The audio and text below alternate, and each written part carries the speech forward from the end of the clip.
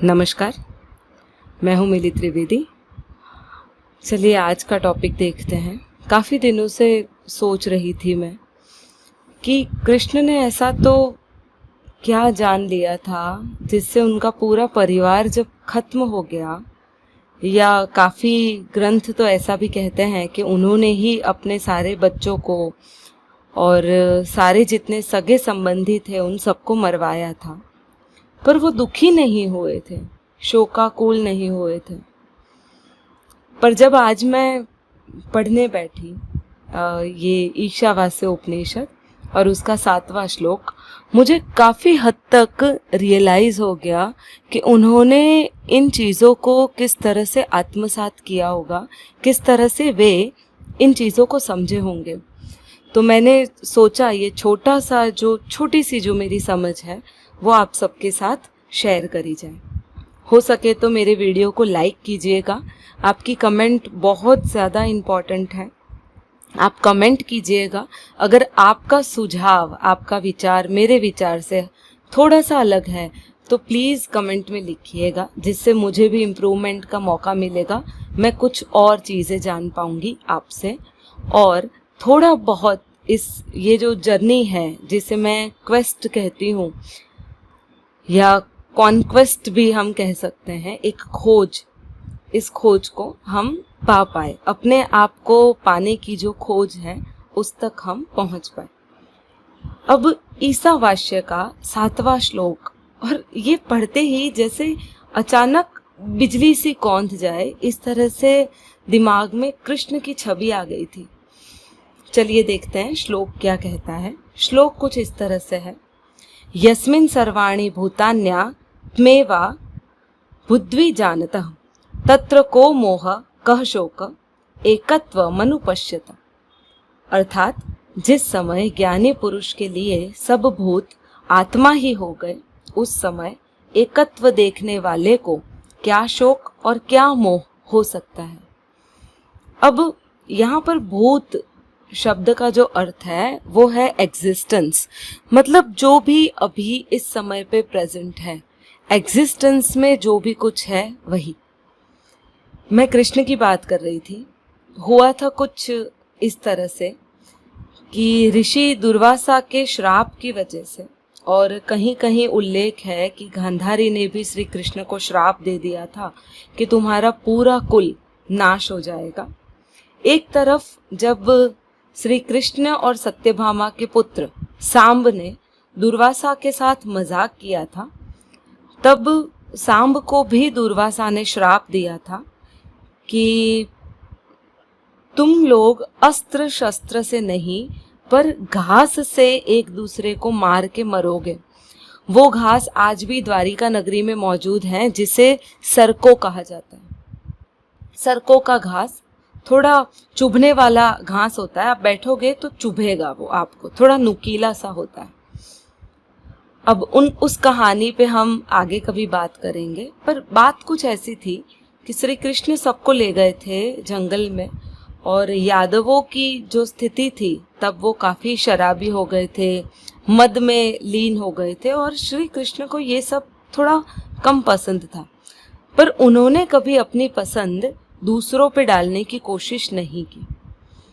अब हुआ ऐसा कि सारे कृष्ण को पता था कि अस्त्र शस्त्र अगर ज़्यादा शराब पी लेंगे तो एक दूसरे को शस्त्रों से मारेंगे, इसीलिए कृष्ण भगवान ने सारे शस्त्रों को छुपा दिया था।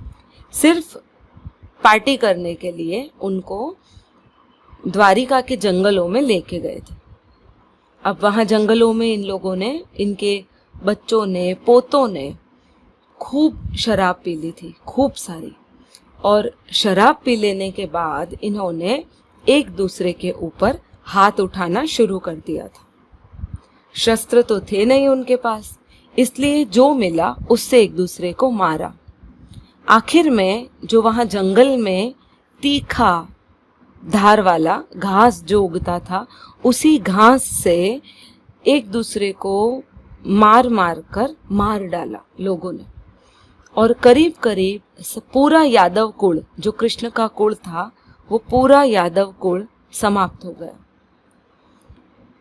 कृष्ण तब वहीं मौजूद थे, बस देख रहे थे शून्य मनस्क रहकर। जिस तरह से उन्होंने महाभारत देखी थी शून्य मनस्क रहकर, न उनको किसी के मरने का शौक हो रहा था, न कोई जिंदा रह जाए ऐसा कोई उन्हें मोह था, और बस वो उन्हें देखते रहे। श्री कृष्ण पृथ्वी के नाथ होने के बावजूद सभी लोगों को अपनी आंखों के सामने मरते हुए देखा। बात यहाँ पर खत्म नहीं होती है। चलिए कोई और मरता है, क्योंकि सबसे ज्यादा तो हर किसी को मैं प्यारा होता है। हर किसी को पहले वो खुद को बचाता है, फिर दूसरे को बचाता है। पर कृष्ण तो ऐसे थे नहीं। वे द्वारिका से सोमनाथ आए और पेड़ के नीचे बैठे थे। द्वारिका में मोक्ष धाम से काफी प्रचलित है। पीपल का पेड़ था और वे वहीं पर बैठे हुए थे। और ये कहानी मुझे पता है, वहाँ तक सबको पता होगी कि एक शिकारी आया था और उन्होंने श्री कृष्ण के पैरों पर तीर चलाकर उन्हें घायल कर दिया था। अब शायद श्री कृष्ण में ऐसा कुछ रहा होगा कि खून का बहाव बंद नहीं होता होगा, और उन्होंने वहाँ त्रिवेणी संगम में, जहाँ पर सोमनाथ में 3 नदियाँ आके मिलती है, वहाँ पर अपने प्राण त्याग दिए थे। पर जब उस शिकारी ने उनके पैरों में तीर लगाया था, किसी हिरन की आंख समझकर, चमकता हुआ कुछ पदार्थ सोचकर, तब उन्होंने उस शिकारी से भी ये नहीं कहा कि तुमने मुझे मार दिया। उन्हें अपने शरीर से भी वो मोह नहीं था, और जहाँ मोह नहीं होता वहाँ शोक होने की कोई संभावना नहीं है। ये श्लोक मुझे श्री कृष्ण को समझने में, मुझे ऐसा लगता है, कहीं न कहीं हेल्पफुल हुआ है। वैसे ईशावास्य उपनिषद श्री कृष्ण के समय से तो काफी पहले आए हुए हैं।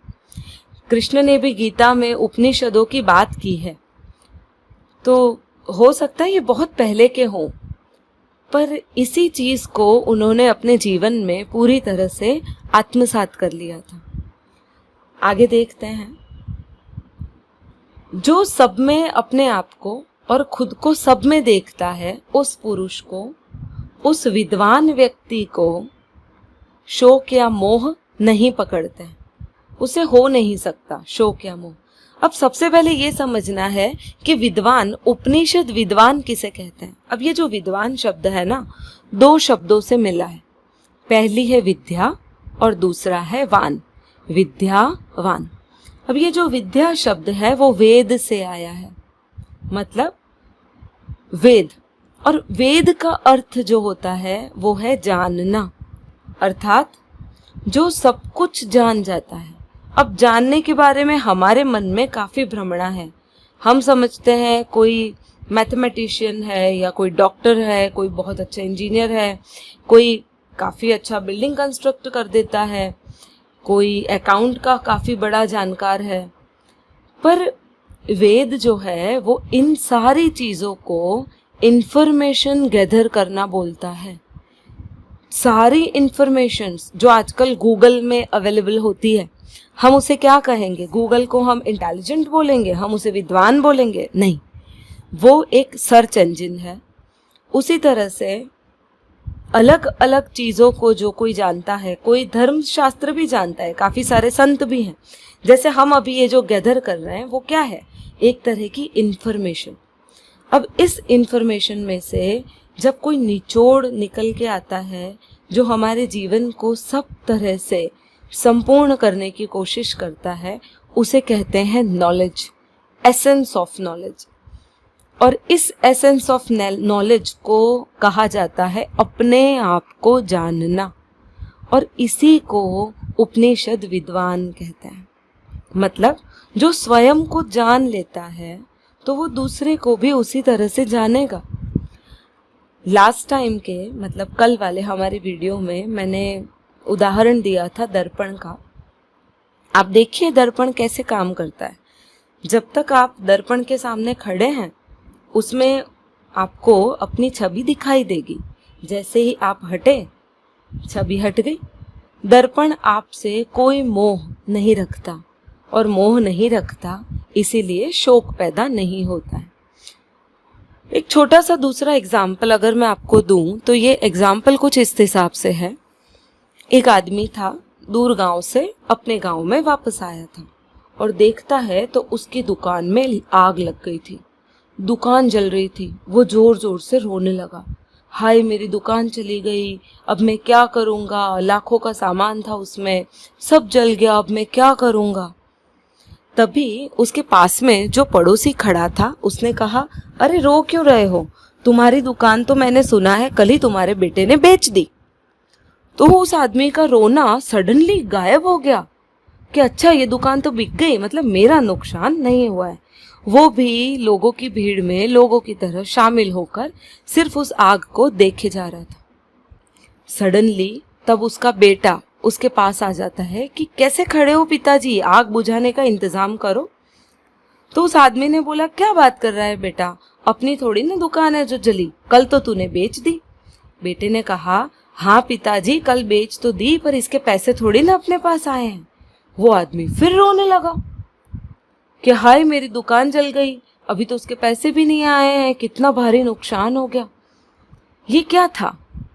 पहले जब उसे ऐसा लगा कि दुकान उसकी है तो उसे मोह था दुकान से, और जब उसके साथ कोई तकलीफ आई, वो जली, तो उसे शौक हुआ कि हाय मेरी दुकान जल गई।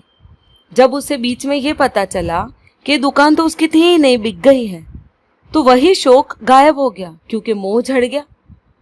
और जैसे ही उसके बच्चे ने बताया कि कहाँ से, ये इसके पैसे नहीं आए हमारे पास, ये हमारी ही दुकान है अभी फिलहाल, स्टिल इट इज आवर्स, तब फिर वो रोने लग गया।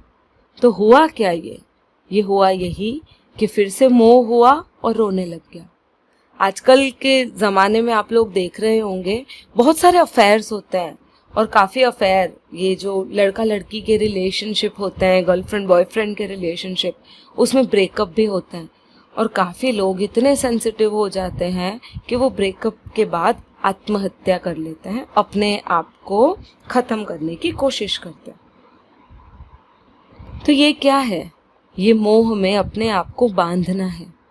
जिस व्यक्ति ने जान लिया कि जो मैं हूँ वही वो है, जहाँ पर मैं फंसा हूँ वहाँ पर ही सामने वाला फंसा है, तो उसे किसी चीज़ के छोड़ने का मोह नहीं होगा, किसी चीज़ के जाने का कोई शौक नहीं रहेगा।